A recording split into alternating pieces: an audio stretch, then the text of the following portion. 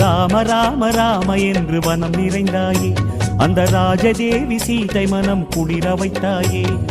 உனை நினைக்கும் போது அதிசயமே தோன்ற, வானர வீரா மனதில் பெருகுது பரவசமே.